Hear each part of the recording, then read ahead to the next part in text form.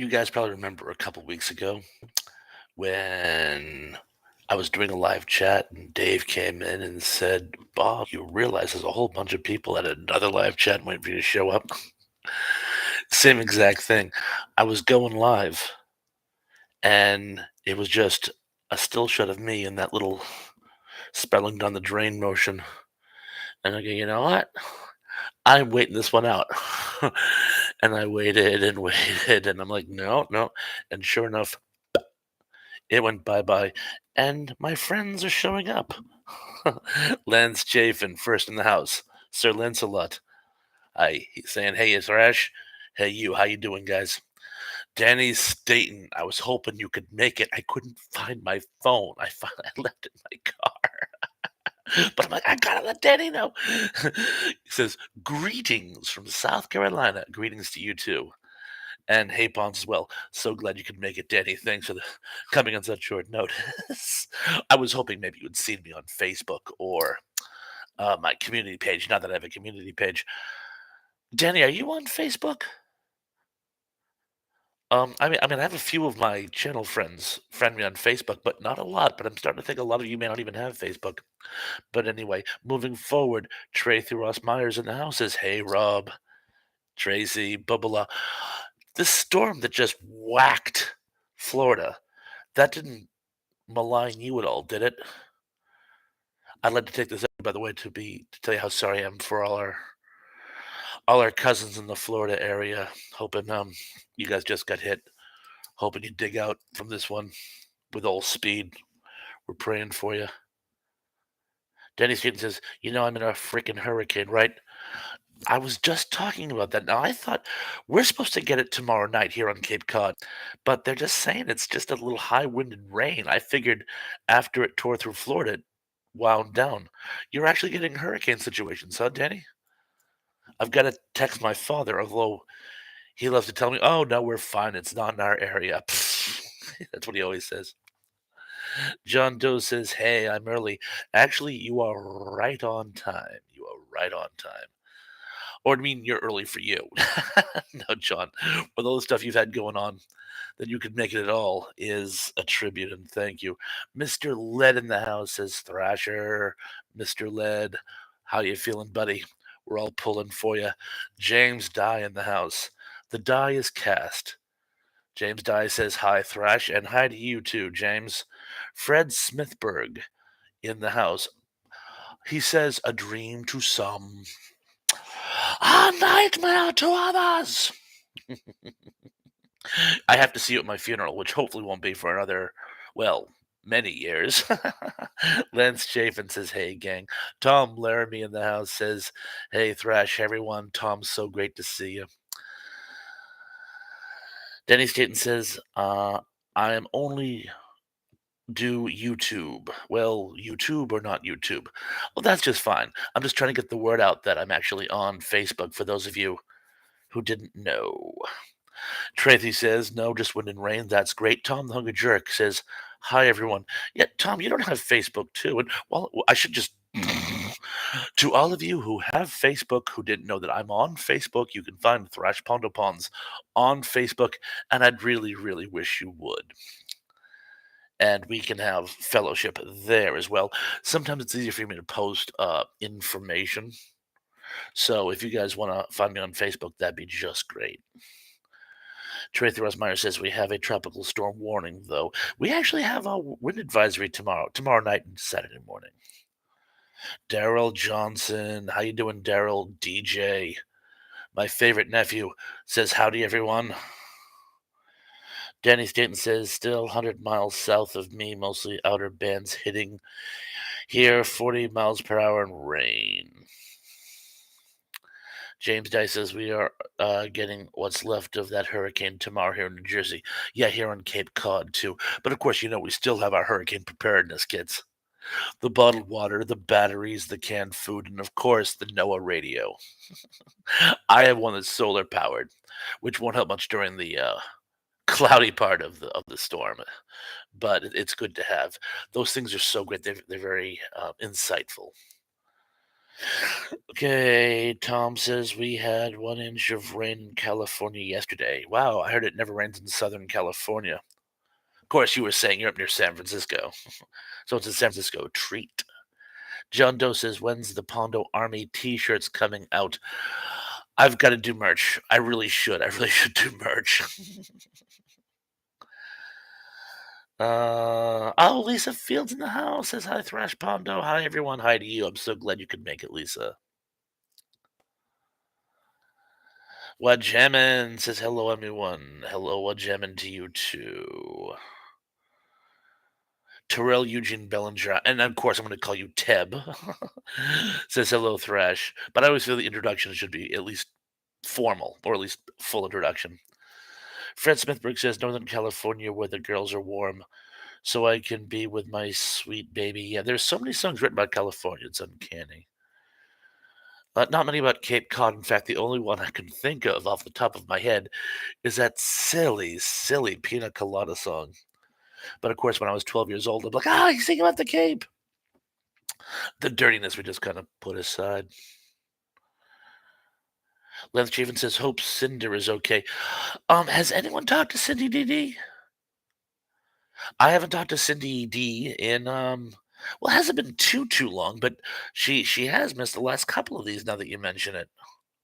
If anyone's talked to her, please let me know. And if anyone does talk to her, please say we've been asking about her and hope that she's well. The unapologetic geek is in the house. I like pina coladas, getting caught in the rain, and the feel of the ocean. And well, we all know where that's going. The coolest song about infidelity known, um, in Western Civ at least. Tom says Northern California women look good. I know, I live there. I think all of California. I think it's a state law. California girls. All right. If I can't do the Pina Colada song, I certainly can't do Katy Perry. Everybody's saying hello to everybody. Trey the Reminder says, "What is a buffet?" Jimmy Buffet. He had a restaurant down in the Keys, and I believe it was actually a buffet. And in the gift shop, I never totally trust a restaurant with a gift shop, but in Jimmy Buffett's case, I'll make an exception. In the gift shop, you could buy not salt pepper shakers, just the lost shaker of salt, which I thought was hysterical. Oh, yes, and everyone's talking about Margaritaville. You guys on the same page. John Doe says, have you thought about making a place to connect through nostalgia memories and other formats outside of YouTube where it's like a private community that anyone can join? Well, anyone can join me here on YouTube, but that's actually an excellent idea. Do like a pawns cast or a pawns page or some type of site.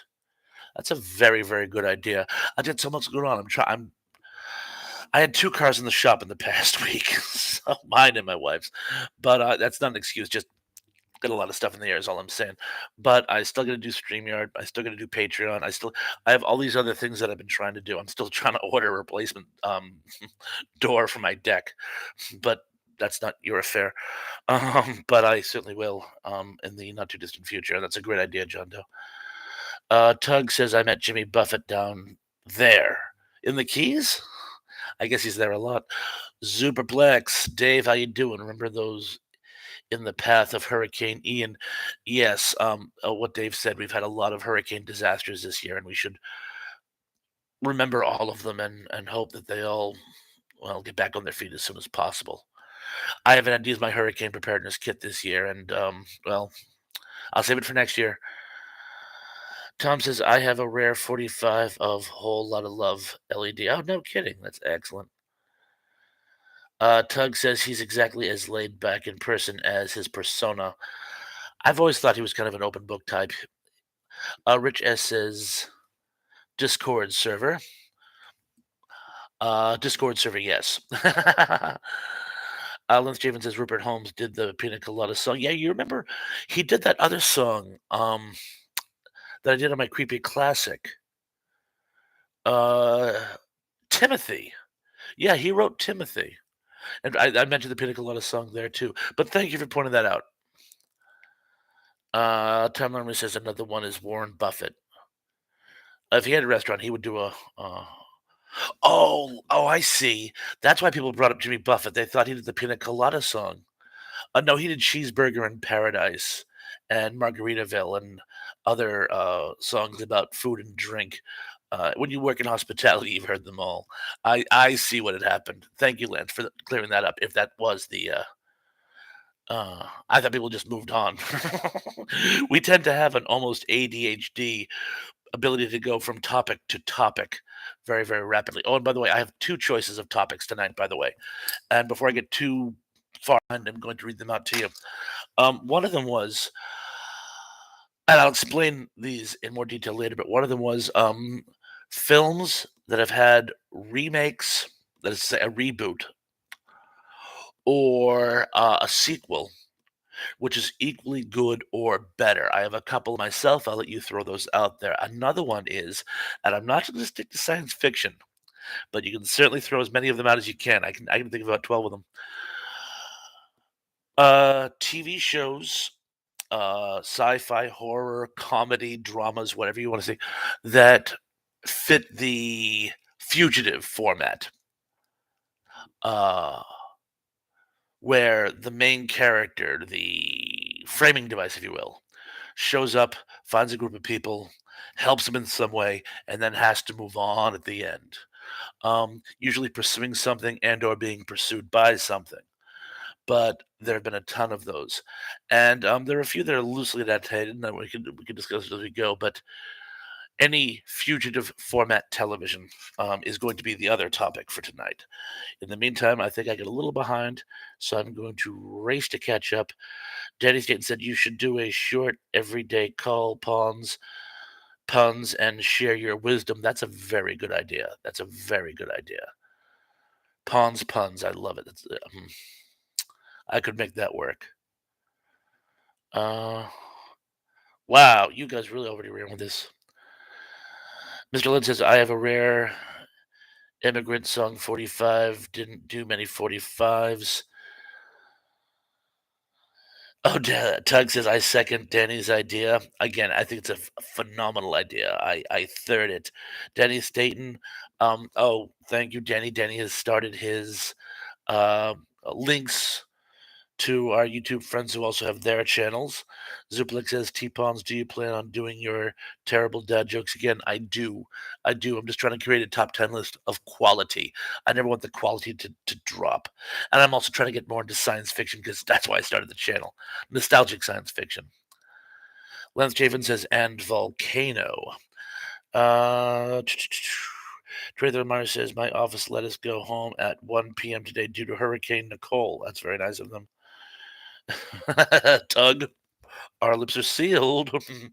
Jean Doe says, hey, Thrash, update after the fire and everything else. I forgot to renew the lease. It's completely expired. But the landlord said he understands and will give a few more weeks to get the renewal. That's very understanding of him. That's awesome. Tom's says Jimmy Buffett top 10 touring band year after year. I certainly believe that. Lance Chafin said Lethal Weapon. All right, Lethal Weapon 2 is of equal or greater quality to Lethal Weapon 1. First one read into the record. Tom Laramie says, come Monday. It'll be all right, Thrash. Come Monday. Well, we all know where that's going. Fred Smithberg said, Fright Night. I've never seen Fright Night 2, and it's a disgrace. I've only read about it. I've never actually seen it. I'll have to take your word for it. Love the first Fright Night. But someday I will see it, I promise. Lisa Field says, Mr. Led is going so fast I can't catch everything. LOL.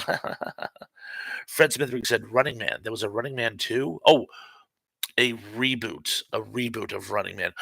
Or did you mean a reboot of Fright Night as well, which I also haven't seen? I've only seen the original. Length Chafin, again, Lethal Weapon 2. My Flock is everywhere is in the house. My Flock, I'm so glad you could make it tonight. Hi, Pons, how are you? Have a few moments, so I had to stop by and say hi and thank you. I'm so glad you could make it. She actually has some great live chats of her own. She has some great characters who pop on, so be sure to check out her stuff when you get a chance. Big Guys 45 says, I'm here. Big Guys, I'm going to start the slow clap congratulations. Big Guys 45 has gone past 800 subscribers. Not sure exactly when it happened. I basically checked. You were at 799. I came back. You were at 802. Congratulations, everybody! Please congratulate Big Guys 45's on his accomplishment. He'll be at 1,000 long before I will. Let's just see. Tracy Rosemary says Rocky 2 was good, but that's as far as I get with that franchise. I love Rocky 1 the best though, and I know which one you mean, and I agree with that one is the best, but number 2 was equally as good. Tab says, "Could you please explain the difference between gospel music and contemporary Christian music?" Me? No, I can't. But if anyone else can, feel free to hop in. I am unclear as to distinction in that category. Fred Smithberg says, "The sixth day, Arnold Schwarzenegger, or however it is spelled, LOL." I think I've only seen one of those. Emily Miller in the house says, "Hey, y'all. Hey, Emily, so glad you could make it." Uh, Tug says, "Fugitive Style, The Incredible Hulk." Perfect. Perfect example.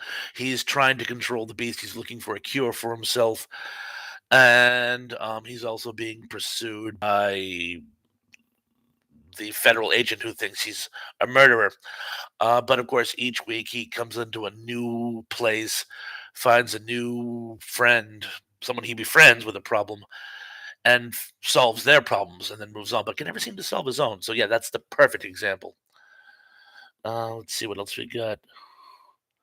James Dye says the Bill Bixby Hulk fit that format. Again, yes, it certainly did. It certainly did.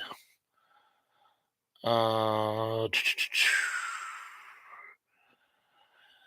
Emily Miller says that's what I was thinking, James. Well, whatever James said, he was correct. My Flock is Everywhere says, "Hi, Dan, you're based as hell. I've recently found out based is the equivalent of cool.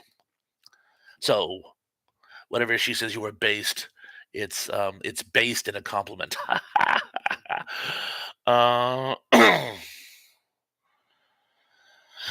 oh yeah, Tug says, "Tom, now I have Come Monday stuck in my head." Fred Smithberg says Star Trek 2. Star Trek 2 is gangs.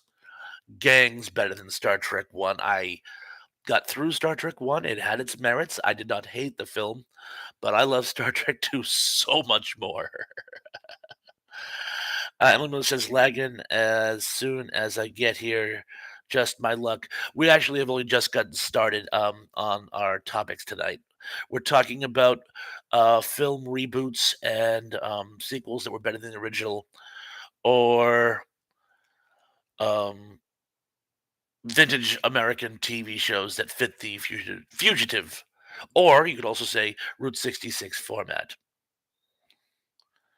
Fred Smithberg says, "Yes, reboot Fright Night." Yeah, haven't seen it.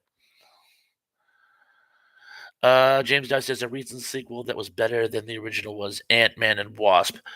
Sorry, haven't seen it. Lisa Field says, "Lance, I like Young Guns 2." If I remember correctly, Young Guns 2 was very solid, at least the equal of the first one, so I will count that. Zublik says they made a sequel to Ant-Man. That's Oh, Tug says, "Congrats, big guy," with a clap. One Jamin also congratulates you. Oh, by the way, again, visit both Tug and One Jamin. They have some amazing stuff going on their channels. Tug is doing a retrospect on the entire Outer Limits TV series, one by one, and One just brings some of the best dad jokes and some other humor as well. But it's great cutting edge humor, so you got to check him out. Trey Meyer says, "Rob, you don't have to work on Thanksgiving, do you?" No, no. Our restaurant is closed on Thanksgiving, so I do have that night off. We have a very, very early dinner because my wife still works in retail and they need her to be there, even though Black Friday is a shadow of what it used to be. They want her there at like 4 in the morning. So we usually have dinner around 2 o'clock, and she's in bed by dessert. Yeah. It's one of our traditions. My flock is everywhere says, I'm just gonna call you my flock for the purposes of reading.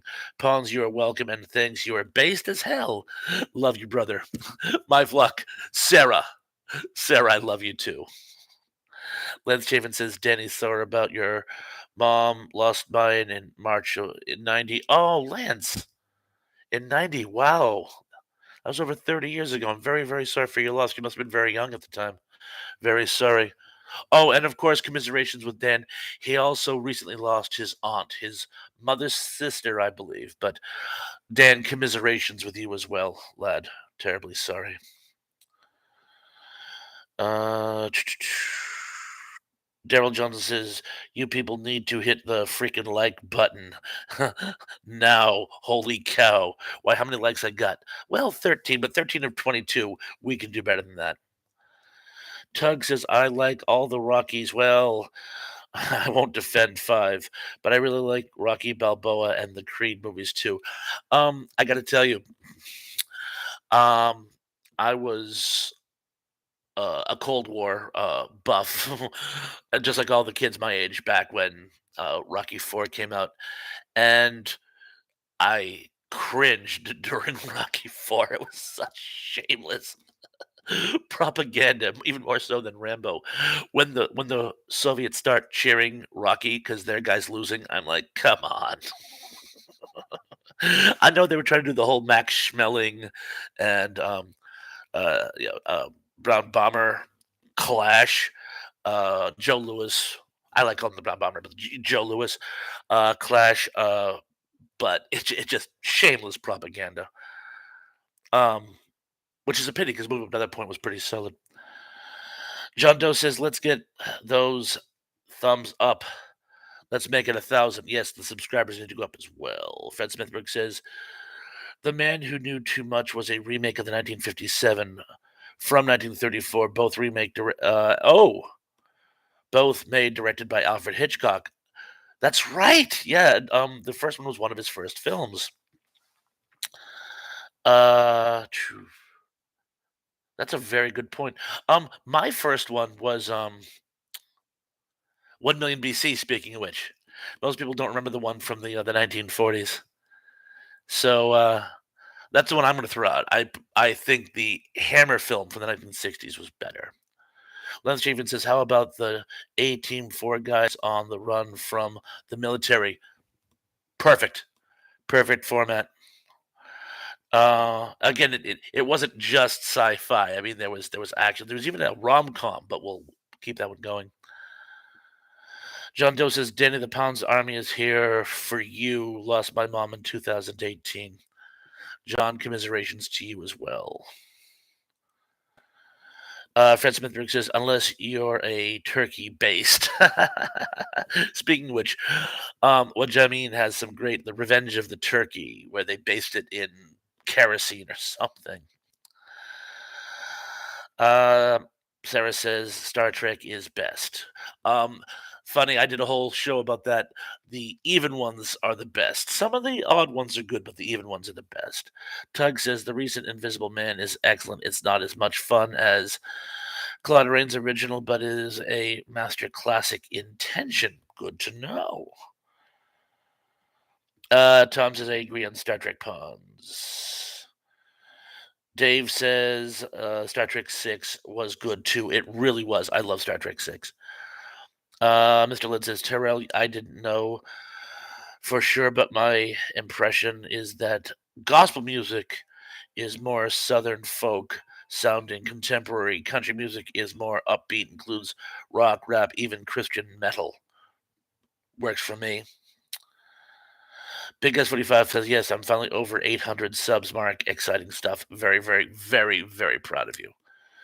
Tom Lermy says, that is sort of like if you're good, you're bad. Teb says, according to the interviews that Sly Stallone have done throughout the years, he said that Rocky 3 is his personal fave of the franchise. One where he fights Mr. T. I could see that. I could see that. I mean, that one was almost like a comic book. I could certainly see how he would like that one. Um, John Doe says the original and the next TNG are the only good ones worth watching. Really? Um, Big Guys 45 says, by the way, it's dinner time now. Pizza. Ooh, love pizza. So I can't stay too long. Sorry, LOL. No problem. You made it, and we're very happy that you did. If you can come back for after dessert, I'll probably still be here, but enjoy your pizza. John Lemon says Police Academy 2, but none after that. Police Academy 2, that was the first one with Bobcat Goldthwait, I believe, as the gangster leader. And anything with him is pretty cool. Actually, a lot of his movies are really tragic, but I liked Police Academy 2. Tug says Airplane 2, the sequel. That's the one with William Shatner. And I loved that one, particularly his scenes. They're just beeping, and flashing, and beeping. DJ says, remember then came Bronson. Not sure what that's a reference to, but I'm sure it's correct, whatever it is. Emily Miller says, internet is going in and out. I'll stay as long as I can. I applaud your stick to itiveness. Tom Lemon says, Grease 2, not as good as the original. And it had James Remar in it. I love James Remar. Daryl Johnson hit the like button. John Doe, Night Patrol is way better than Police Academy. I don't remember Night Patrol. I don't remember Night Patrol. Lance Chafin says Porky's 2. I didn't see Porky's 1 in the theaters, but I saw Porky's 2 in the theaters. Tug says Porky's Revenge is fun too. I can't remember that one. I did see it. But I can't remember too much about it. Tom Laramie says Big Guys 45. What a channel. It's Big Guys 45. Dan, if you're still here, do us a favor. Give a link to Big Guys 45's. He puts out some great old forgotten classics, plus some great old vintage commercials.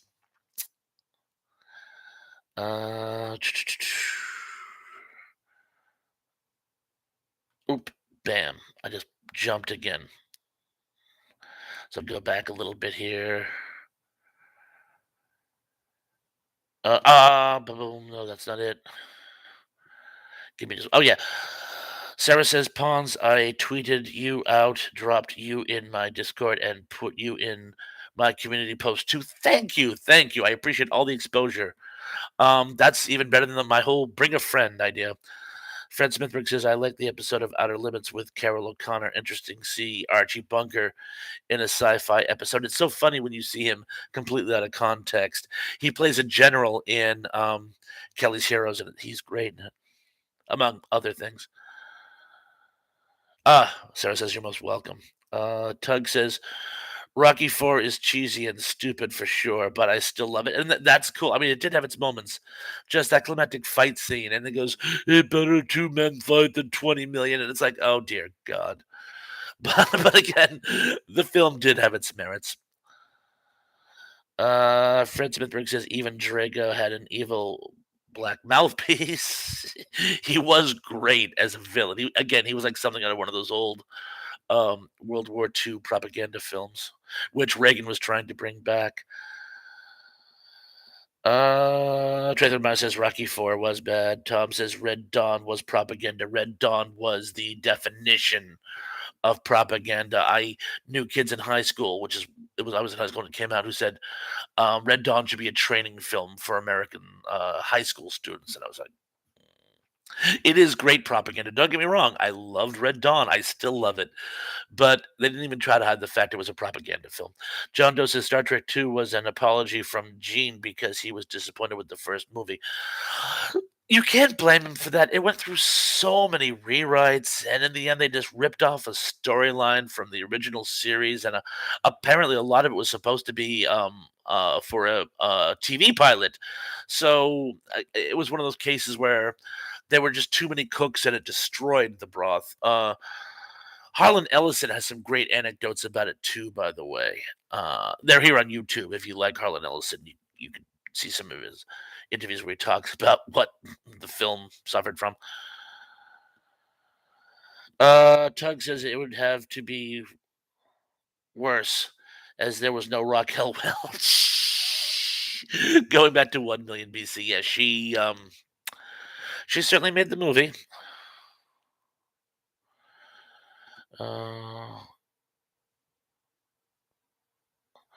Uh, Sarah asked Pawns, "Is it okay if I drop my latest show here?" Of course you can. You're more than welcome to. Dave Zublik says, "Not true. Unapologetic Geek, the original 1 million BC starred Carol Landis, who had a marvelous buxom. Oh yeah, that she had nothing to be ashamed of. But let's face facts. Um, Raquel Welch in the fur bikini is just iconic. Tug says, "I'll have to look into it, Super." Beverly Hills Cop 2. Robert Ridgely's in that one. Tom Lerman says, "I think Michelle Nicole said the same thing. Even the Star Trek movies are best." Lance Chapin says, "Empire Strikes Back." Definitely. Definitely. That's my favorite of the original trilogy. Uh, we just jumped again, so yeah, here we go again. Fred Smithberg said, "Oh, actually, good one, Lance Chafin. Many huge Star Wars fans I know agree. Tesba is their favorite." Zubrlik says, "Boy, is T-Pop backed up. I certainly am. We're being very interactive today." Teb says, "Do you think that the 80s is considered to be the best decade for TV shows?" Possibly the 70s, but the 80s are certainly up there. I'm going to skim through. Tug says, "Trolls 2, LOL." Mr. Lynn said, "Is Bobcat still alive?" Yes, he is. I just saw him recently in an interview. John Doe says, "Star Wars original 3 films are perfect. I wish in the last one they had used Wookiees instead of the Ewoks." That's just me. But other than that, I love Star Wars 3. Danny Staten dropped the link to Big Guys 45s. James Guy says, "I think Night Patrol had Linda Blair and the Unknown Comic." And it really, I'm going to have to check out this Night Patrol. Is that the one about the scavenger hunt? I think I did see that. Uh, Tug says Strange New Worlds is really good. Uh, the best Trek since D Space Nine. I haven't had a chance to watch it, but I always get confused with Strange New World, the Gene Roddenberry show, which was part of the Dylan Hunt saga. Zuplik says there is an argument to be made there, Terrell.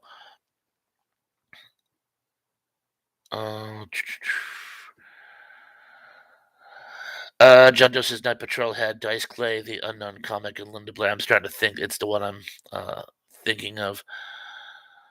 Lindsay Chafin says Terminator 2 Judgment Day. Yes, yes, I'd say that one was at least equally good, if not better.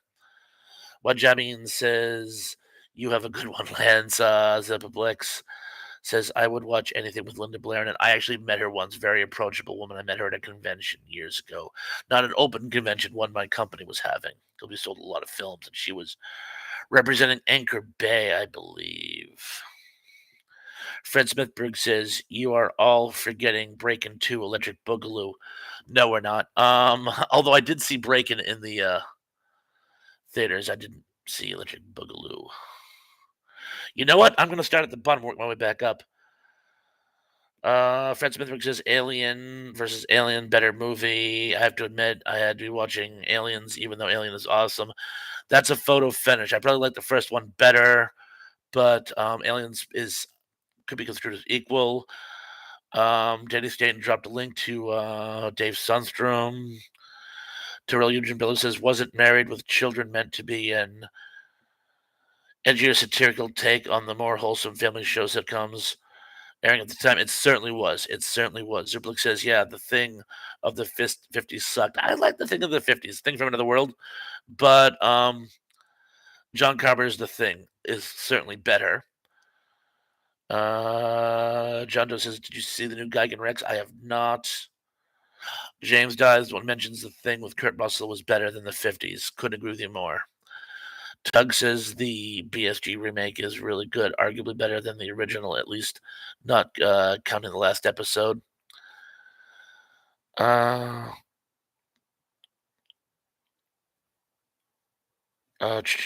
My Fluck is Everywhere gave a link to her new show. Awesome.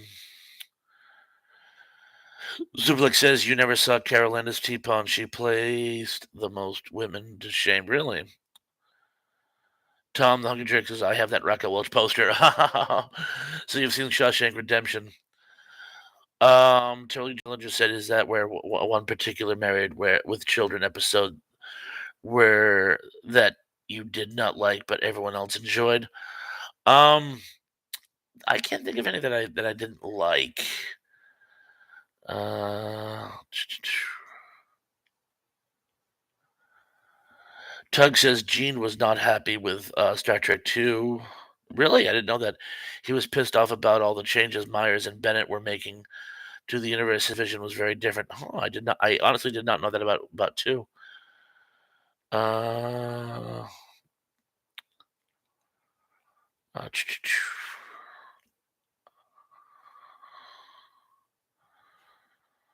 uh, Trader Mom says, "Hey guys, I'm going to sleep, not feeling well.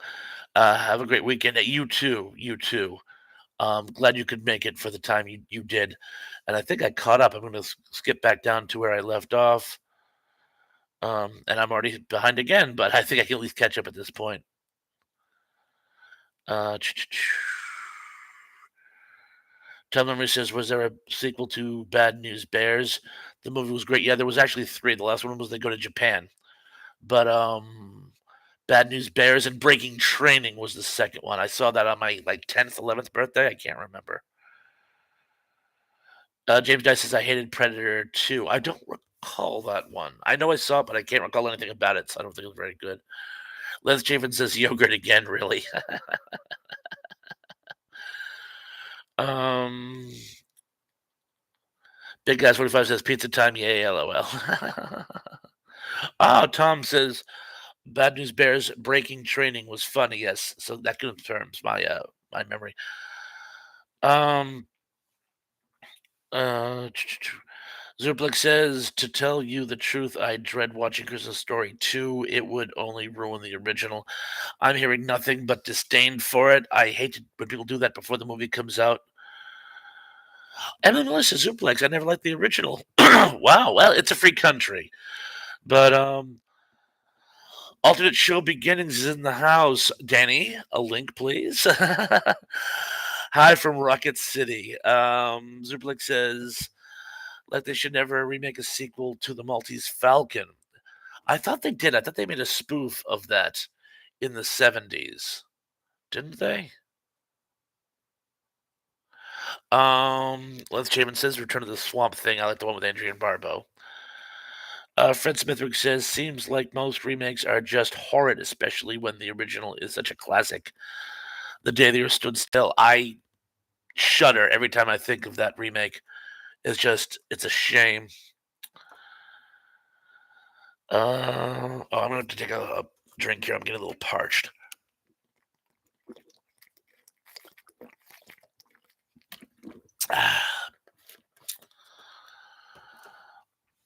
Let's just see. James Guy says I refuse to watch the RoboCop and Total Recall reboots. I don't blame you.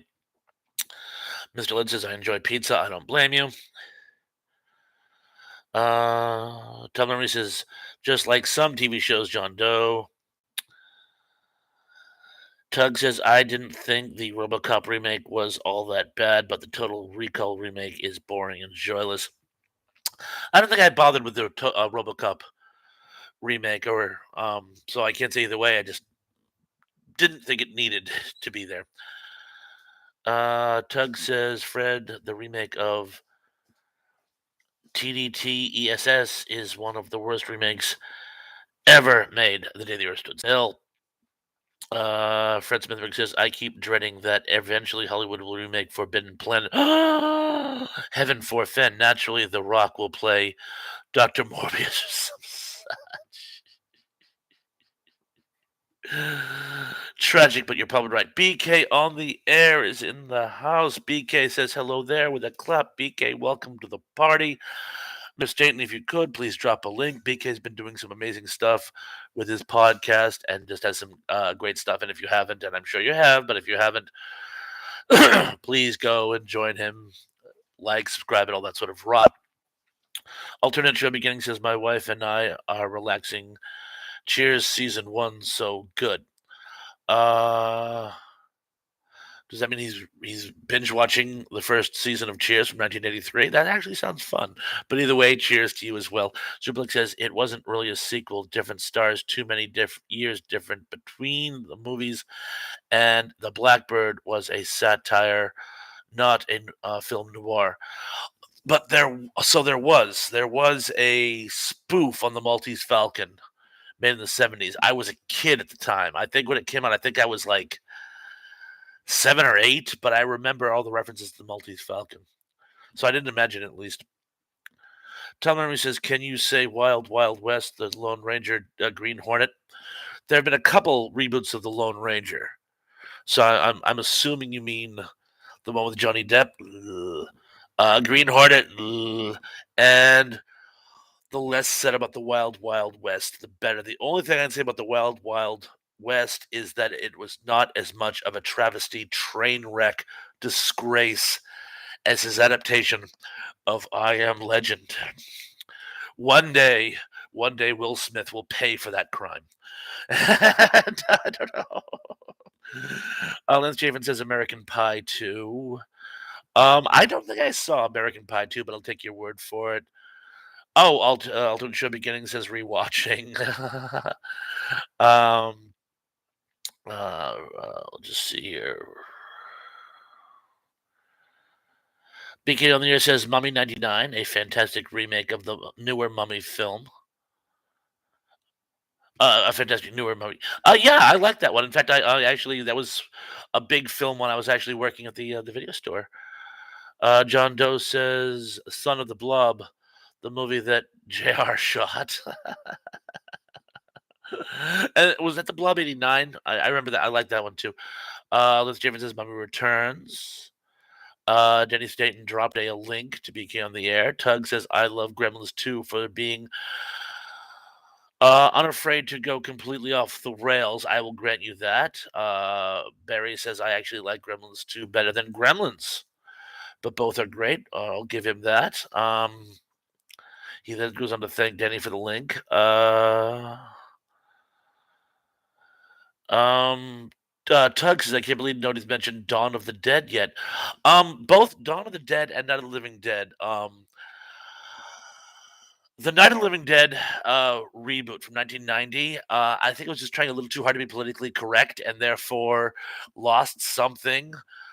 They kind of made Judy a sort of zombie hunter, and Ben wasn't quite as heroic. I don't know. I didn't care for the reboot of Night of the Living Dead as much as I liked the original Night of the Living Dead. But Dawn of the Dead with Mickey Pfeiffer and the Canadian actress's name eludes me from 2004, I think was equally good or almost equally as good. It certainly had better production value than the 1978 Dawn of the Dead. And yes, I've been waiting for somebody to mention zombie movies. Sarita Abney is in the house. Says hello, everyone. Hello to you too. Glad you could make it. We were wondering if you'd be able to make it this evening. Let's see what else we got here. Emily Miller says, I'll watch anything with Will Smith. I like him. I have always liked him and will always like him. Okay, Emily, full disclosure, you are more than welcome to like Will Smith. He is a very fun actor and always puts his heart into his parts. My main objection over his I Am Legend was how much it deviated from the source material. And in fairness to the actor, I can't blame him for that. On the other hand, if you're going to do an I Am Legend reboot, you should really understand the source material. It'd be like if you were doing a reboot of Jaws and it didn't mention a shark. I'd be like, hey, what am I getting myself into? Okay, so but I'm willing to sand down my earlier. I may have been a little harsh earlier, so yes. But his Wild Wild West was terrible too. Anyway, Lance Javen says, Emily, Bad Boys 2. I don't. I can't remember if I remember thinking one was noticeably better or worse than the other one. So you know what? I'm going to grant. They're pretty much both the same film, so I'm going to give you that one. Fred Smithberg says, which is better, House or House 2?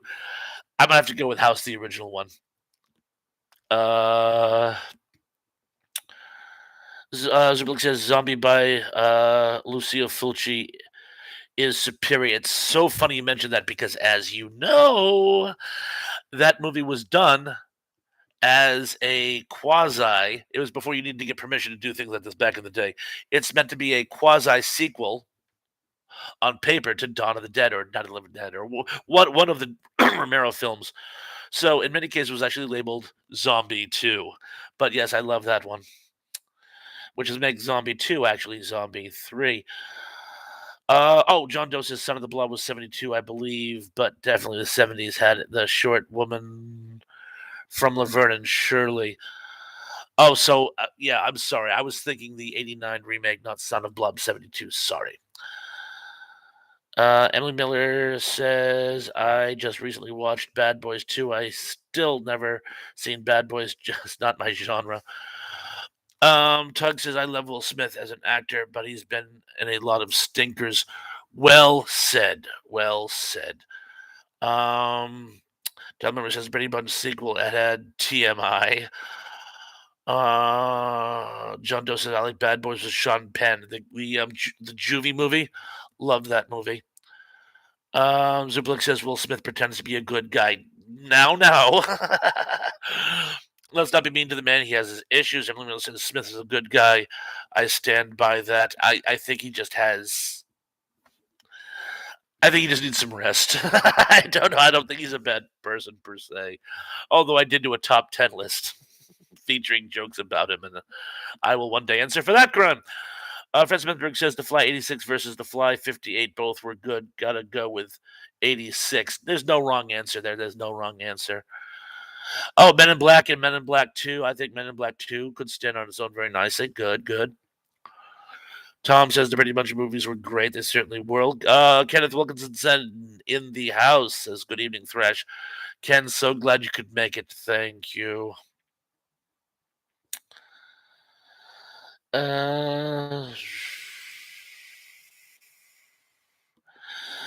Emily Miller says many actors have stinkers on their resumes.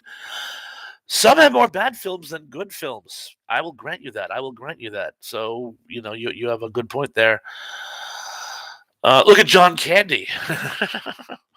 Liz Chapin says Godfather 2. Godfather 2 is better than the original. That's the acid test. In fact, I'm astonished it took us this long to get to that point. But yes, thank you for mentioning it. Uh, um, a lot of people having fellowship. Mr. Lynn says, Thrash, The Man with X-Ray Eyes is on Svengoolie this week. Worth watching? Yes, I actually own a copy. I bought it with some collection back in when I was working for the video store. These collections were always coming in, and I was always buying them. Ray Milland plays an optometrist who develops a serum which permits people to have advanced vision. And I won't give the game away, but his experiments go awry, and well, it is worth watching.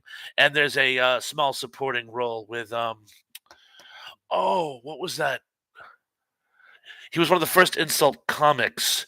He was in Goodfellas. You guys are gonna like jump all over this dude. Like, remind me, Don Rickles. Don Rickles as a small supporting role as a sort of carny shyster. Yes, check it out, definitely. Zublik says Will Smith has bullying tendencies. No one ever slapped another performer in front of an audience of nearly 100 years of Oscars before. Yes, Superplex, we've established the man has some emotional issues at this time. A lot of people do. I was stickly. Stickman. The sticky bug was stuck on a sticky bun. Strictly to his resume, which I'm going to stand by, is inconsistent. John Doe says no matter what movie, original are better minus budget and censorship. Yeah, those are two huge concerns. Alternate show beginning says the Spielberg film with the kids making their own film, and the train wreck with the alien creature is underrated and underexposed. See, I can't even remember the title of the movie. No, you're right, but I remember dying to see it, and it like never made it to my area. He's got another filming out about a kid who's trying to become a filmmaker.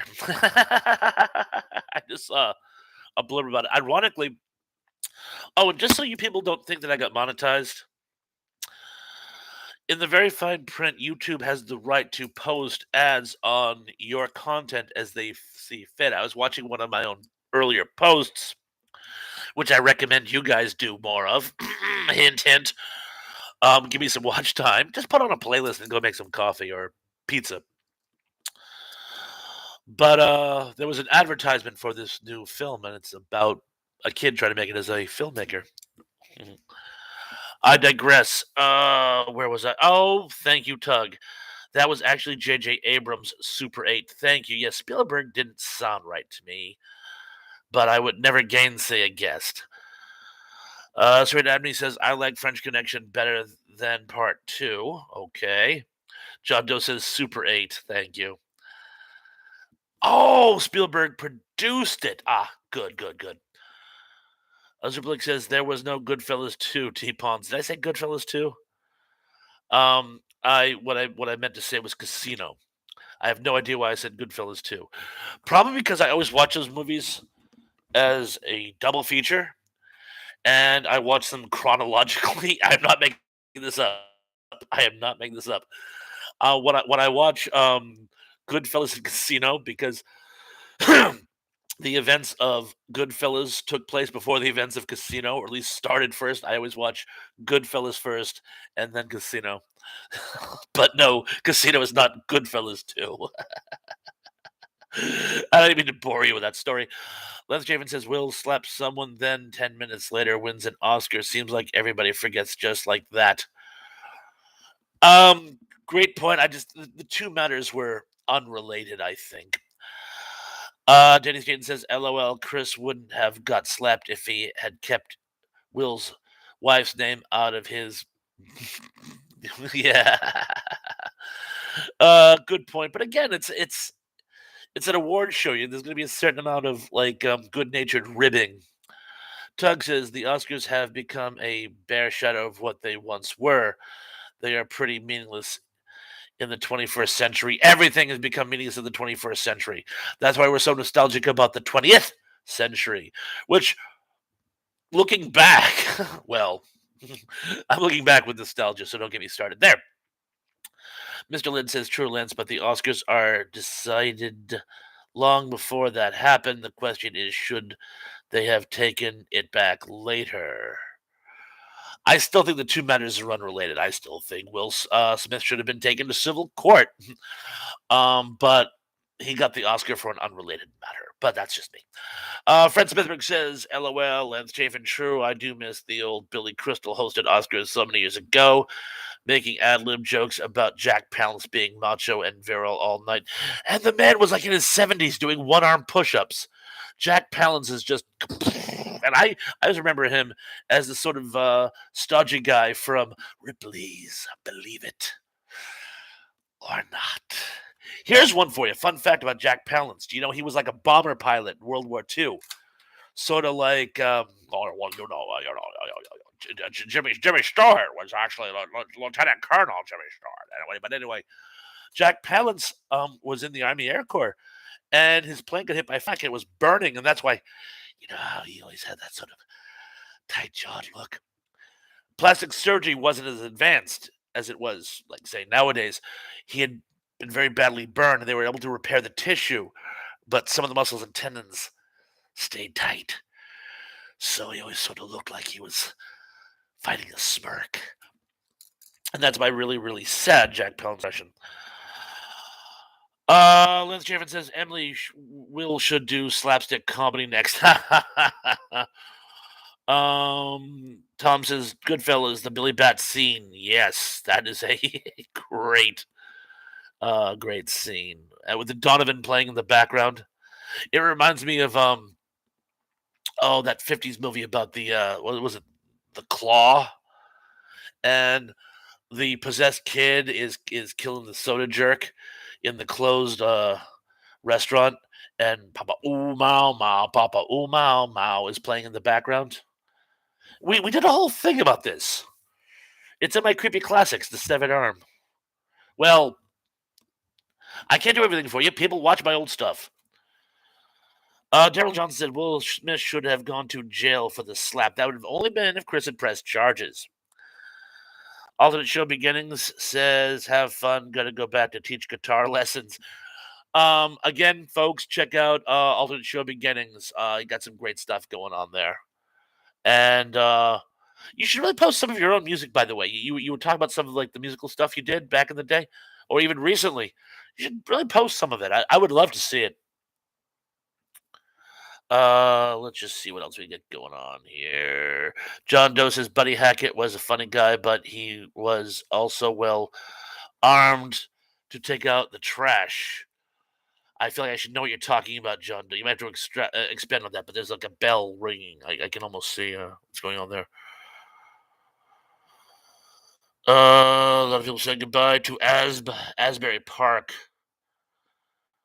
Mr. Lee, could you imagine Will Smith at the Dean Martin roast? Not. Tom Hungry Jerk says Jack Palance on Buck Rogers. He did a bunch of science fiction at one point. Speaking of reboots, he did that hideous, oh my god, terrible, made for TV remake of Things to Come, which is a pity because he was great, but the show was. Tez said, or Teb, I should say, Thanksgiving is just 2 weeks away. Do you have a personal favorite Thanksgiving special?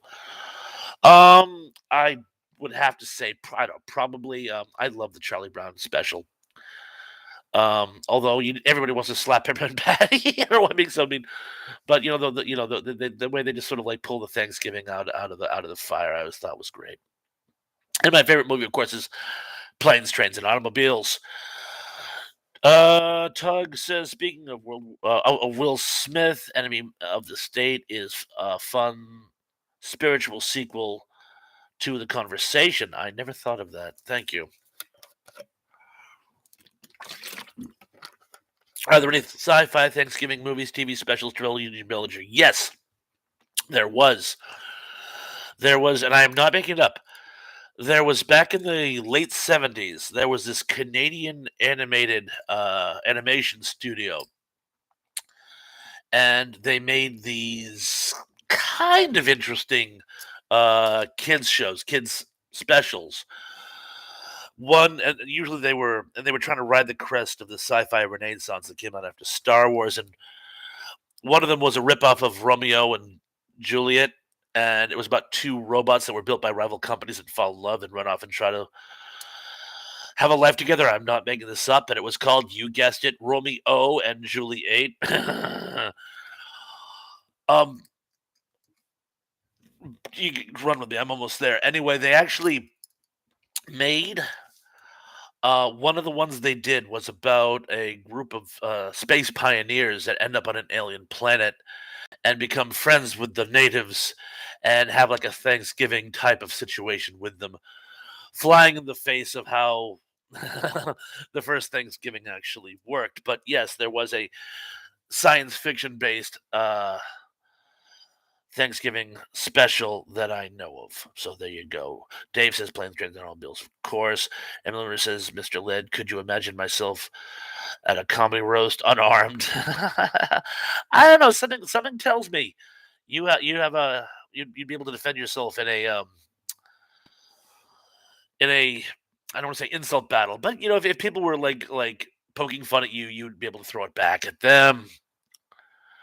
Tom Memory says Buddy Hackett was the original center square in the Hollywood Squares. I actually did not know that. I knew he was on it, but I didn't know he was the original.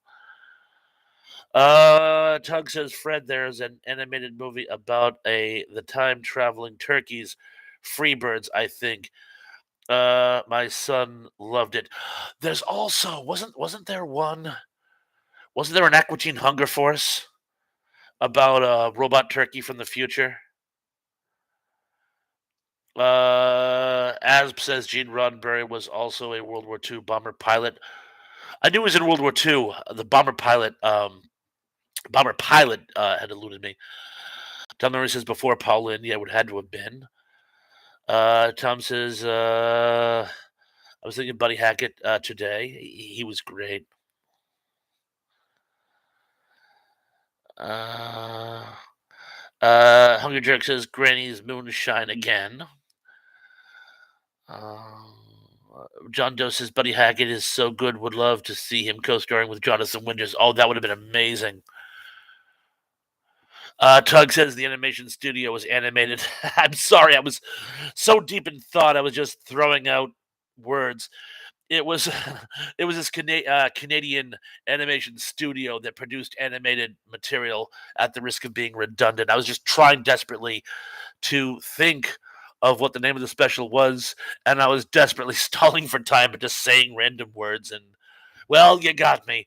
Daryl Johnson says, "Remember, never have dead air. That's the first thing you don't want in anything live." Daryl Johnson says the story behind Palance's face was repeated numerous times, including in respected film reference works. But upon his death, several obituaries quoted him saying that the wow. I'm sure there'll be a part two there. Zublik says, was Beep the worst robot movie ever? I assume you mean Heart Beeps, and yes.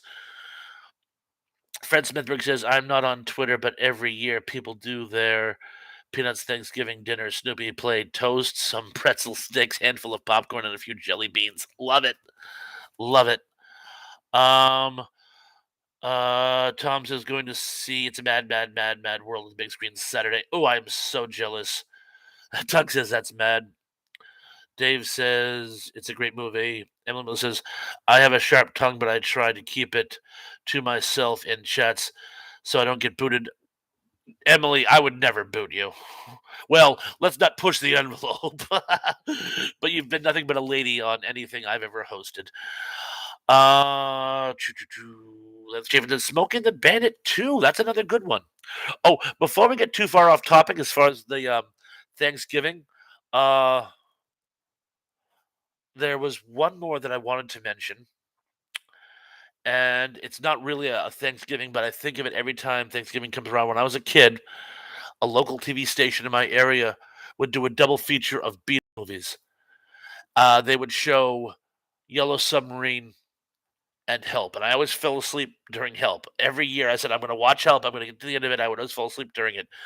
Not that it wasn't a good movie, but it was probably 11:30 by that time, and I was a kid, so I always fall asleep. But every Thanksgiving, after we all kind of crashed, I would always watch Yellow Submarine. Now, it became like a tradition in my house to watch Yellow Submarine on Thanksgiving. So I associate that as a Halloween. I said it again, as a Thanksgiving special. Mr. Lynn said, I put this out in the last chat, but nobody commented. Thrash, have you seen the movie based on the Ray Bradbury book, Something Wicked This Way Comes? Yes, yes, I have. But I haven't seen it probably since I was in high school. But yes, I'm trying to think of the name of the guy who was in it.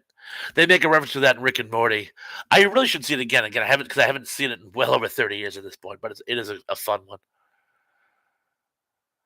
Uh, Emily Miller says my favorite Burt Reynolds movie was Best Little Whorehouse in Texas. Okay, that's a good one. I still think Gator is mine. I don't know why. It just is. No, no. The End. The End is of course, you can't make that movie these days for reasons that are all too obvious, but The End is probably the funniest movie he ever did. Although Hooper is certainly up there. That's another good one. Was Hooper the first one he did with Terry Bradshaw? I'm throwing that out there. Lisa Field says, I really Buddy Hackett. I think I remember Buddy Hackett doing those ice cream commercials. I don't remember ice cream commercials. Uh, Skipping down. Emily, Lucy Field says, Emily, it's a funny movie. Mr. Led says, Tom, I saw that at the drive-in sitting on the tailgate of my parents' station wagon. Love that movie. Emily says, love the music and the dance scenes. Mr. Led said, movie. Yeah, I knew what you meant. Uh, DJ says that the entire story had been contrived. No, you're kidding about Jack Palance? Really? Well, DJ, thank you for clearing that up. For years, for like 30 years, I've been telling an erroneous story. Although that happened to me not too long ago. There was another story that I've been telling for years, and you guys, thankfully, someone put it out to me that actually that isn't the case. Whenever I say something that's apocryphal or at least wildly inaccurate, I rely upon you folks to correct me, um, just so I can stop being wrong. Fred Smithberg says, I have a Jonathan Winters drawing made for my dad when Jonathan Winters was a patient at the Institute of Living Psychiatric Facility back in the 60s. No kidding.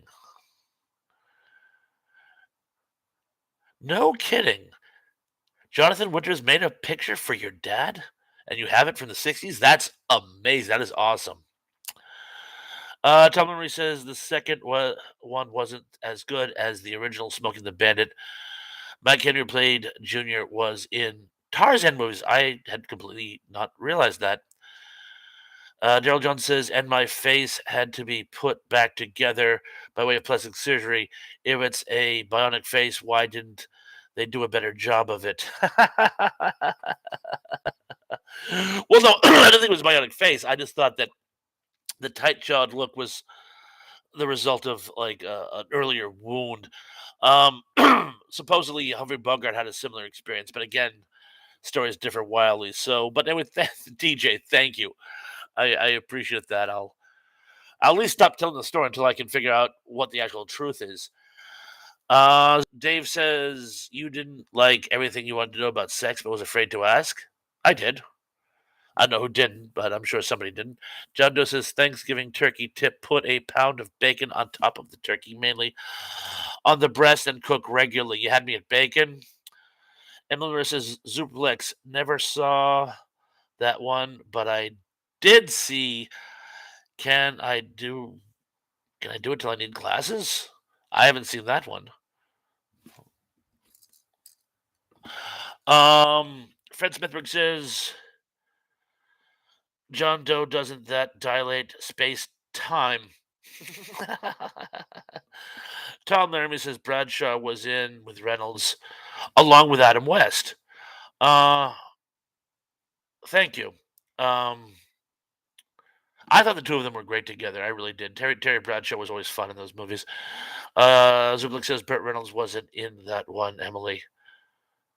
Everything you want to know about sex, or was I don't think he what Burt Reynolds was in everything you want to know about sex, but I could be wrong. Lance James says, Emily, you get booted over my dead body. Let them try. Well stated. Well stated. John Doe says you can see through time. Fred, you can. You just can't see behind it. Daryl Johnson said he was a boxer. Okay. I haven't seen the movie in years. Emily Miller says, LOL, no Lance. If I need to get booted, I need to get booted. I don't deserve special treatment. But you don't. Have I? I've never booted anyone but a bot. A boot bot. No, I've actually never booted anybody. Everybody on my channel has always been, apart from the bots, has been very polite, and I always appreciate that. Burt Reynolds was in that comedy. He said the end was your favorite Burt Reynolds comedy. Oh, I see. There's some kind of confusion. We're doing that thing where we have two separate stories going on. Yeah, the end, which he did with Dom DeLuise, and a very early appearance of oh, played his daughter. We were just talking about her in something else. Was in that TV show Family. Christy McNichol. Christy McNichol plays his daughter. And Sally Fields plays his live-in girlfriend. Tom says my friend and ex-coworker has a famous uncle she's gonna include me to introduce me to. Sorry, Buzz Aldrin. That is cool. Squared. That is awesome. Buzz Aldrin is amazing. Uh, Dave Zuplik says Burt Reynolds was in everything. Bless me. Dilly Dan's good stuff says had to change phones. We were wondering where you were. A lot of people saying hello to Dan again. That's tip of the hat to Dan. Emily Miller says this is why I'll probably never go live. I stay confused. Do I not seem confused? I just try to keep up with you folks, which is great. I mean, it's your interaction, it's your throwing out the comments, it's your giving me stuff to work with. That this would just be me going if it wasn't for you guys. But how many times have I had a little bit of trouble trying to keep up? I just try to run with it with varying degrees of success. Oh, hey, Tug. There's another one that no one's mentioned yet, and I'm going to have you guys get out your torches and pitchforks with this one. But one of the things that we was discussed on one of Tug's, uh, Dan Schneider, I believe was the interviewer you were working with. They were doing a retrospect on the 1978 classic sci-fi horror film Invasion of the Body Snatchers, and it's been decided that that is the best rendition of the four available.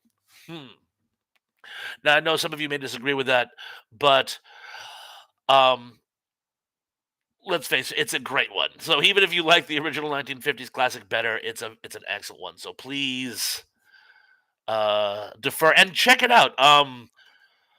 Was Dan Schneider the guy? I think you have to go to Dan Schneider's. Actually, if you go to Tug's Facebook, you can find it there, but it's here on YouTube. Uh, uh, Tug says, I know it's the black sheep of Mel Brooks movies, but I like silent movie. Burt Reynolds is in that. Nothing wrong with silent movie. It was, but the problem. Oh, Gesundheit. Danke, mein Kamerad. Um, yeah, Zubik says, why geek? I love silent movie. Yeah, silent movie. It was an experimental film, and the problem with experimental films is even when they work, and they don't always work because sometimes people don't get them. They oftentimes don't stand the test of time. But I thought silent movie was great. And of course, trivia question: who's the only person in that movie who speaks? uh, Lance Craven says, guys, I'm out. See you all next time. Lance, I want to thank you so much for joining us tonight. Lance, take care. Be good, be safe, be careful, and we're going to see you really, really soon. See you on Facebook, too. Take care, buddy. Emily says, my live stream would be like dinner at Dick's Last Resort. I'm sure it'd be better than that. A lot of people saying goodnight to Lance. Tug says, that's not even up for debate. Thank you. Mr. Lynn, no, the original. Tug says, yeah, Dan Schneider and Thrash and I will have a follow-up Q&A together about it soon. I didn't want to give the game away because we don't have a date yet, but yes, we're talking about doing a retrospect because when you watch it, there's so much, and I guarantee you, all of you, whether you agree or disagree, there's going to be so much people will want to say. It really calls for a follow-up, so we're going to have to do some type of Q&A on it, and I'm already gearing up. I'm even going to rewatch. There was one with was it Meg Tilly from like 1993, which was not particularly good. It's certainly not as good as the other two, but it had its moments and it had a spin on it that I want to talk about. I'm not going to give it away now, but I'm rewatching that movie just so I could interject what that one brought to the table. So, but yes, be watching for a follow up Q&A on which is the best Night of the Living Dead, and pretty much it's going to extend because when you watch the Dan Schneider video, it's not just the adaptations of The Puppet Master by Robert Heinlein. It's they talk about almost all alien body abduction science fiction, and there was a lot of it. There was Brain Eaters by Roger Corman. There was that episode of Star Trek. My favorite novel, which is buried under this like stack of books here, but if I can show you Hot House. They talk about it. There's been a lot of science fiction about aliens which absorb human the stuff I was talking about. So it's going to be a lot of fun. So watch for it. Uh, Dave says Marcel. The mime, yes. It's just ironic that the mime is the only person who actually speaks in Silent Movie. John Doe says Friday is Veterans Day. Tomorrow is Veterans Day, yes. And thank you for all your service, all those who served. Tug says you beat me to it. uh, and Emily says Zuplex. I love the irony of that. Tug says, "Yep, Meg Tilly, the military base. Yes, exactly.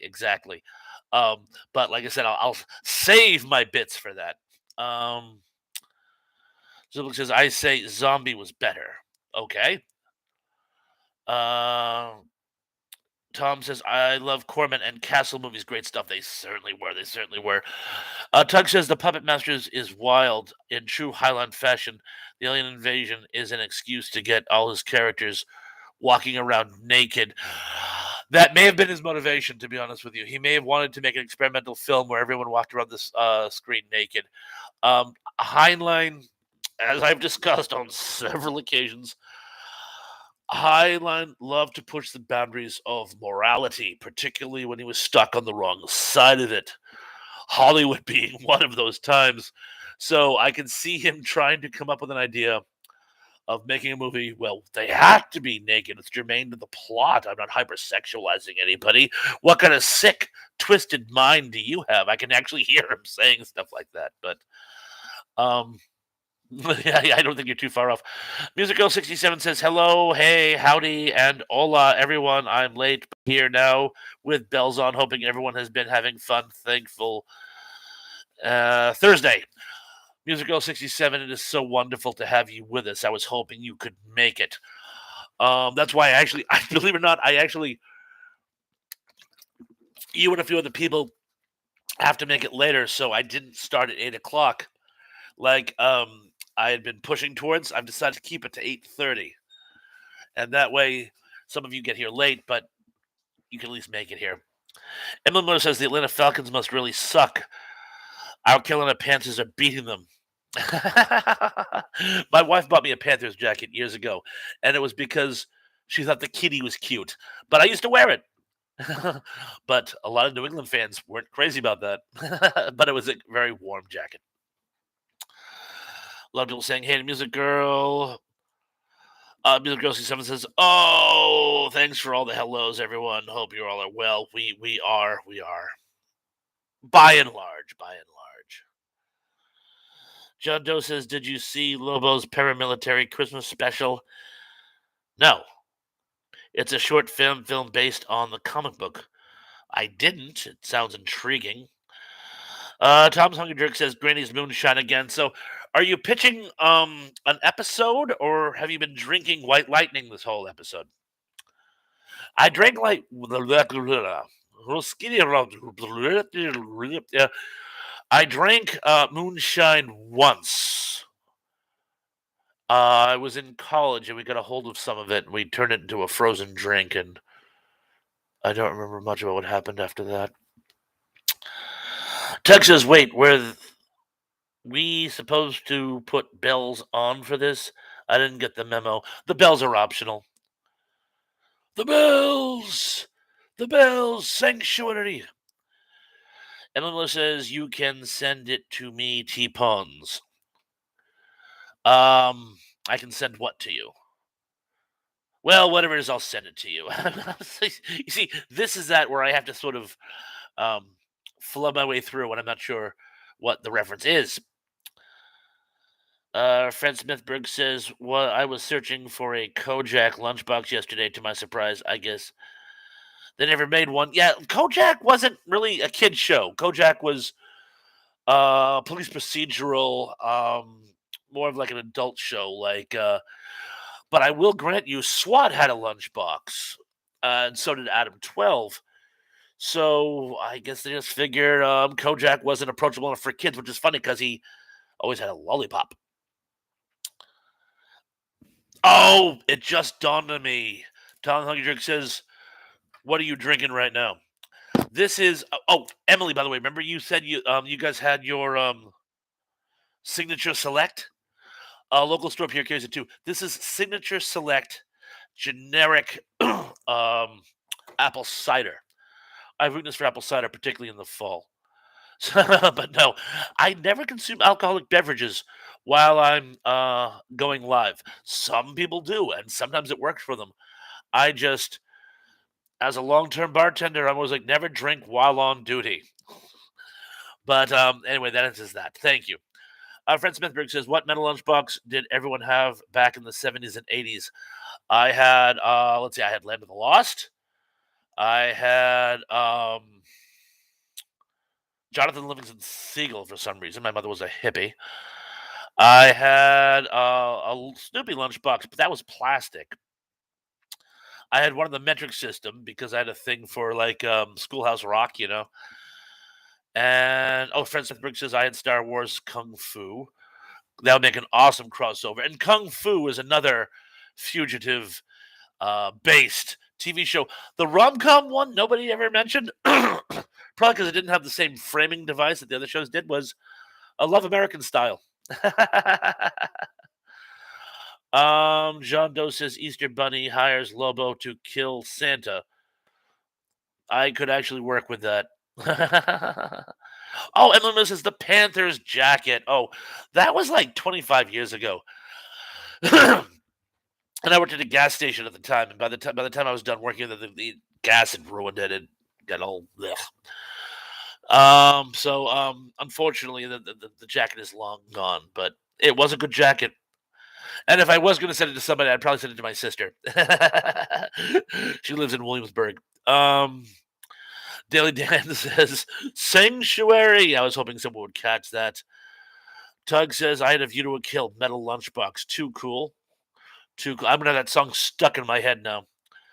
Music Girl 67 says, "That's so sweet of you, Thrash, and I most definitely appreciate it taking us late people into consideration so we can have a chance to be with our friends." Well, again, my friends are what makes this channel, so I always do what I can.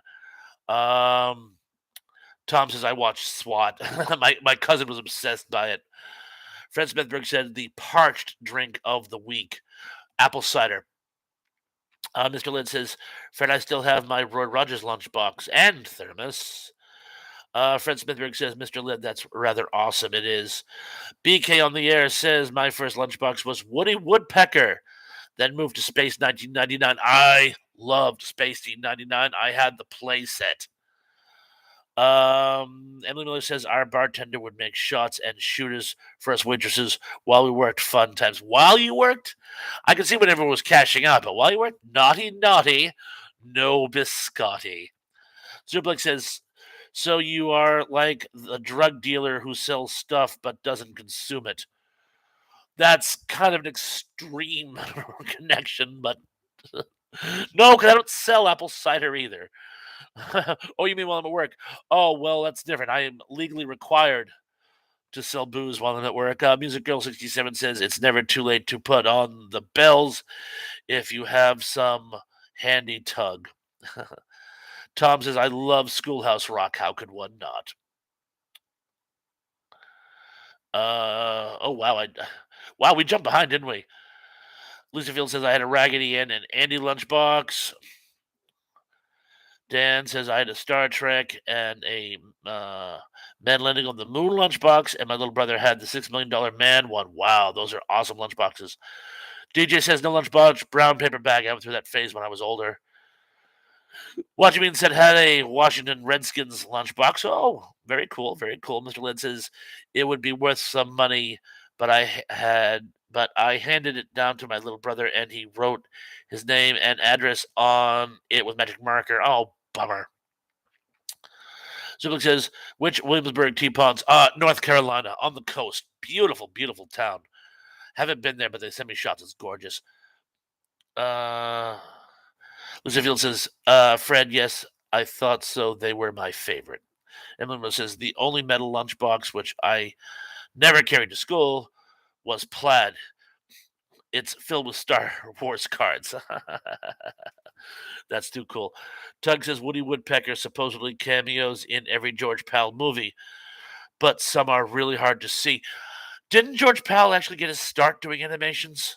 There's a bell ring in my head. Ah, well. Fred Smithrig says, DJ, were you broke as blank? LOL. We were too.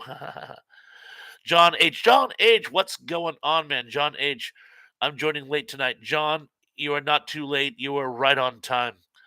I was actually just saying how I'm going to stick to doing these shows from 8:30 on as opposed to 8 because I want to give the people who can't get here too late a chance to actually at least get a few minutes of the show. If I'd started at 8, we'd already be wrapping up, but I'm going to keep it going for a bit longer. Music Girl said my first lunchbox was Charlie's Angels. Oh, that's sweet. Doug says I have to go. My melatonin is kicking in. Get some rest, and I hope you feel better. He was recovering from a sinus infection, so I hope you feel better. Stuart Abney says I had a Smurf lunchbox. Those are cool. Beacon Amelia says, I coveted other friends' lunchboxes at lunch. $6 million man, emergency, happy days. Oh yeah, those are awesome. John H says, I finally got mom to let me carry lunch in a paper bag when I was junior high. Check. Fred Smithberg says, does anybody remember gambling in elementary school with trading cards, playing frisbees, and Noxies? I remember Noxies. It was out and out gambling. Where were the teachers? LOL. They were probably gambling as well or having cigarettes. A lot of people saying good night to those of us who are leaving.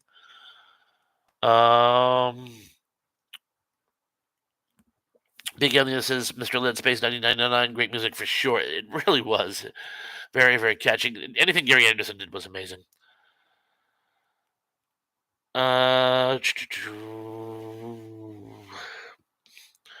Teb says, do you remember a show that aired on CBS for 2 seasons called Brooklyn Bridge? I certainly did. It was one of my mother's favorite shows. The mom from Happy Days was in it. She played the grandmother, I believe. Tom says, "Oh, sorry, I'm still here." Don't be sorry. I'm glad you're still here. Um, Fred Smithberg says, Emily Miller, it looks like those vintage plaid lunchboxes go for about $35 or more online. Wish I had much of my old stuff. Oh, don't we all? John H says, I'm working in about an hour to support a software release. Well, congrats. Hope that works out well for you. Tom Lermy says, I remember that show, Terrell. Marion Ross, yes, from Happy Days played the grandmother.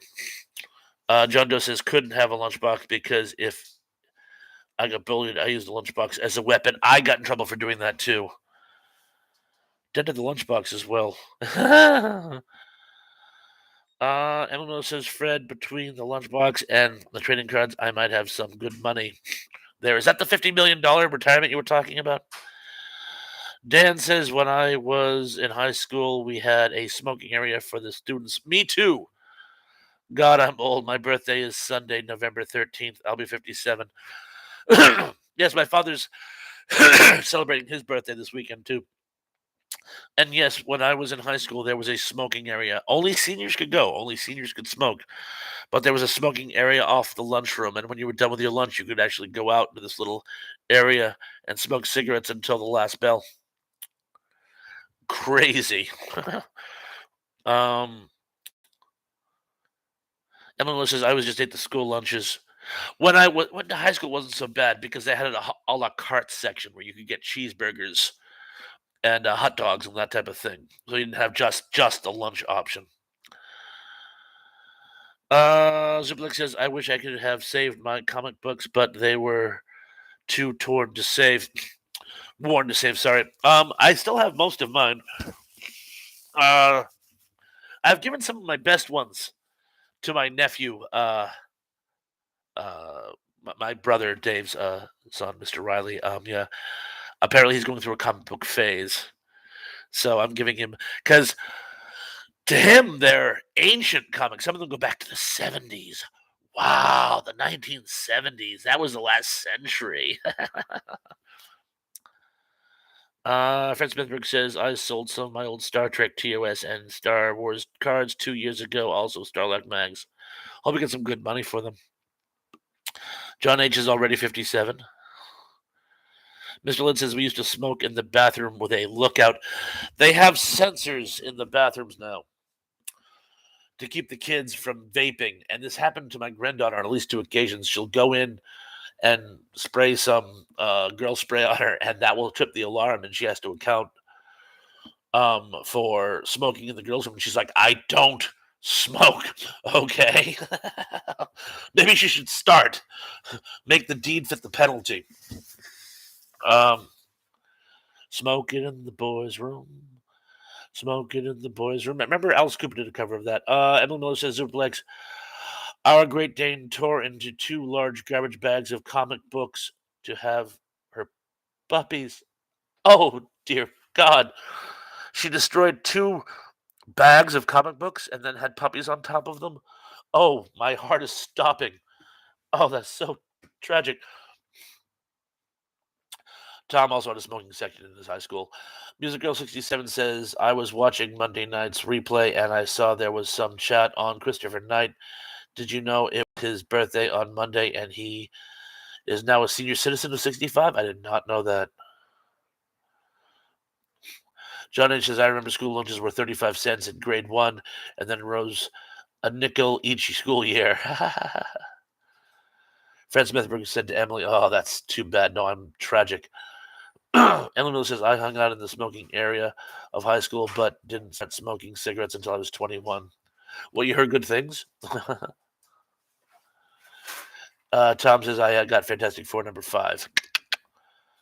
Zuplik says, were they old comic books, Emily? I'm betting they were.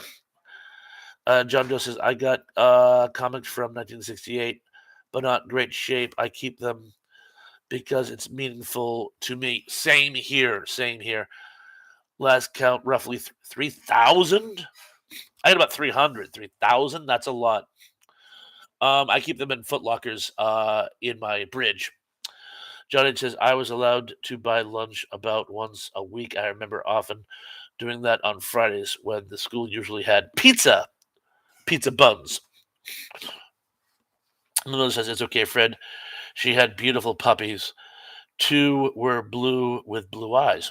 Blue on blue lady.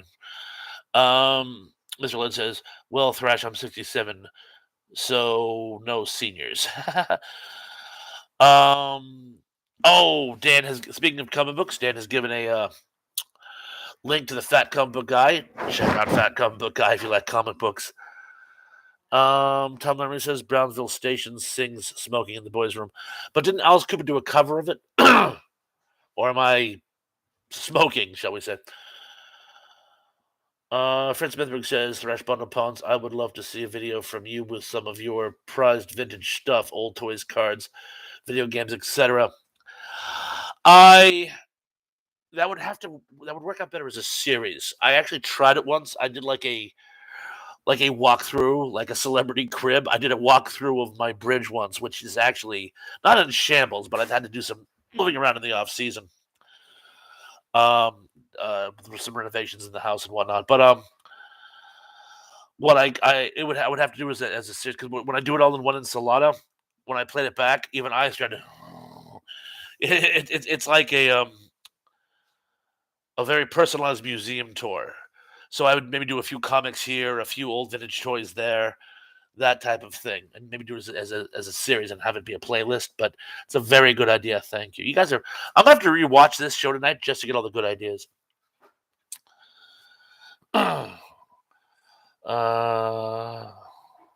Peter Girl says, I never smoked, but I love the school's coffee cake. We all have our vices.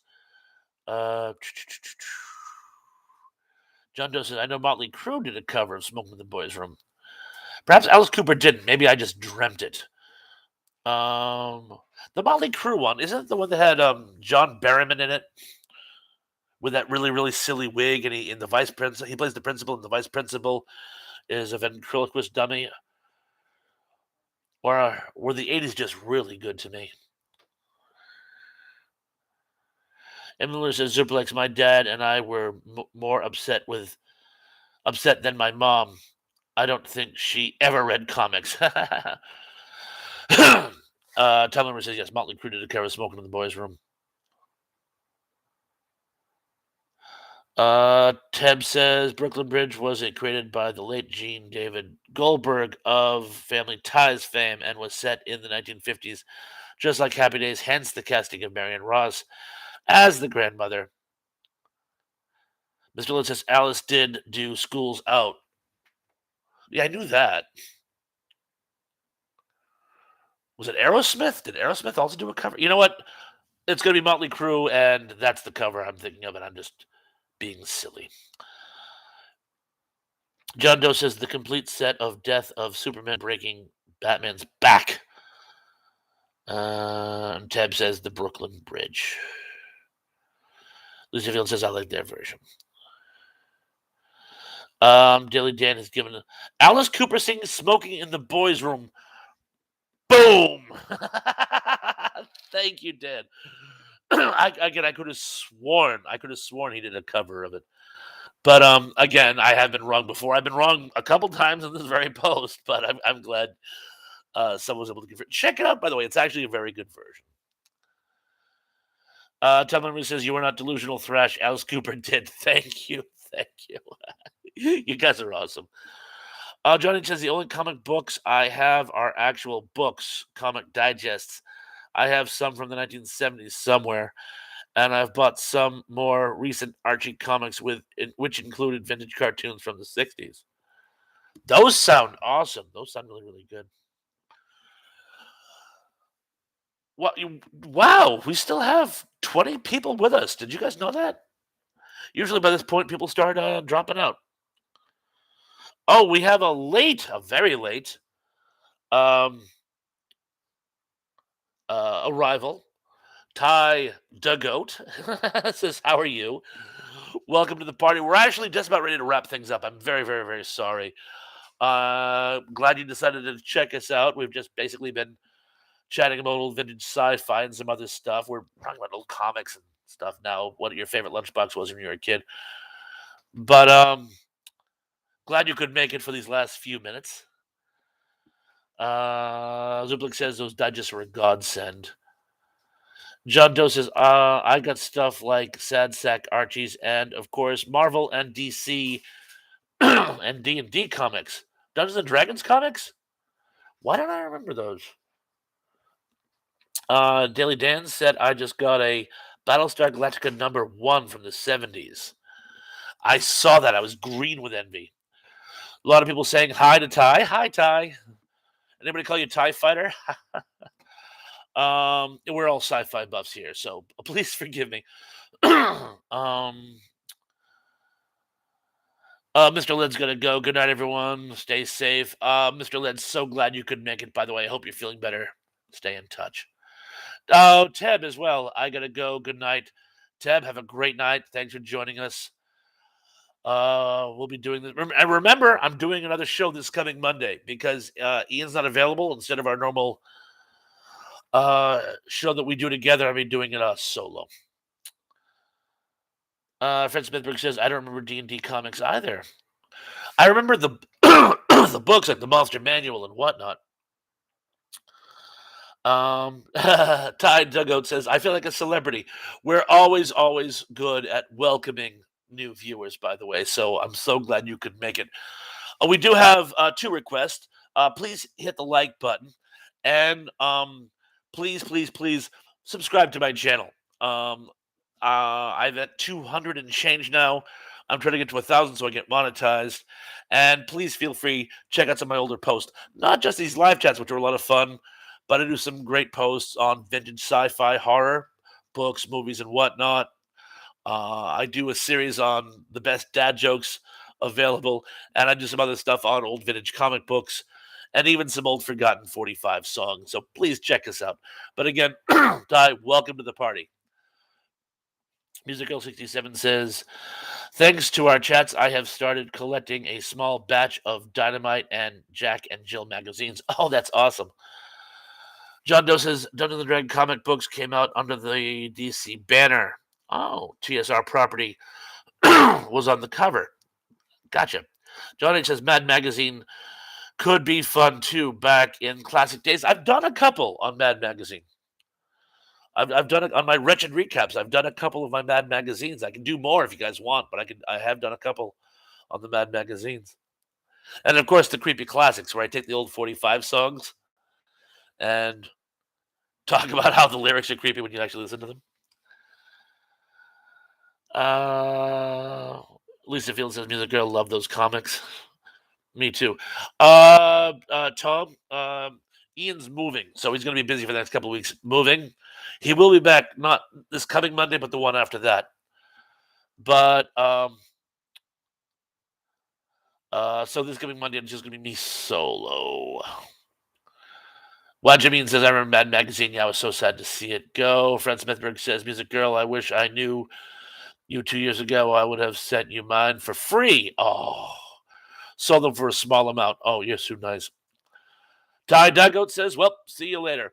Thanks for stopping by. Glad you could join us. And feel free. Again, I have another live chat going on starting at 8:30 this coming Monday, Eastern Standard Time. Again, we'll be talking about vintage sci-fi, old nostalgia TV shows, that type of thing. Music Girl 67 says, Lisa, there are lots of fun and bring back lots of memories. They certainly do. Fred Smithberg says, anybody remember Plot Magazine? I don't. Sounds fun, though.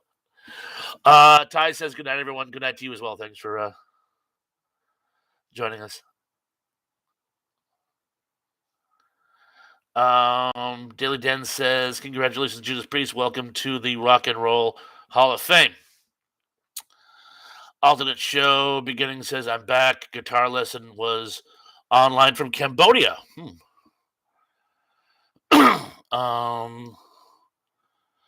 Musical 67. Oh, that's so sweet and kind of you, Fred. It's a thought that counts, and I hope they made to a good home. Let's see what else we get going on here. John H says, now it actually is a standard time since last weekend. Yeah. We're going to be shooting for 8:30 from now on, I think.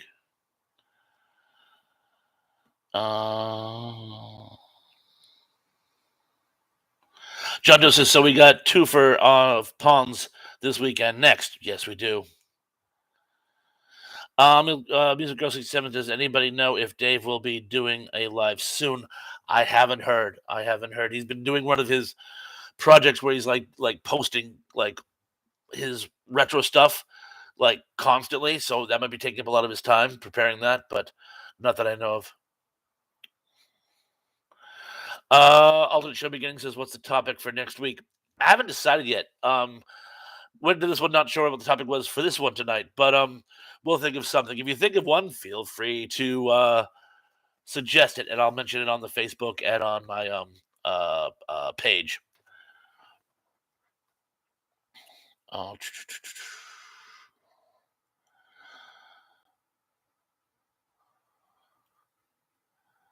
Johnny says, Dave did have a video today for November 10th, mostly a tribute to the late actress Joanna Moore, whose birthday was today. Was it live, though? I didn't know it was live.